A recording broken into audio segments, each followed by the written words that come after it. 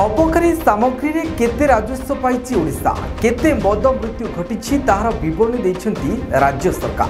विधानसभा अबकारी मंत्री पृथ्वीराज हरिचंदन विवृत्ति पूर्व सरकार रे मद पी प्राण हराइथिले 52 जन। यह व्यतीत 2024 रु एबे जाए मदर राजस्व आदायर परिमाण होछि 7756.14 कोटी टंका।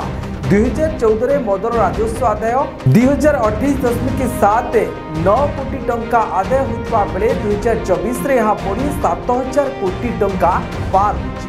तेबे राज्य सरकार गत 3 वर्ष मध्य मदरू 19,200 कोटी टंकार राजस्व आदाय करिसेंती।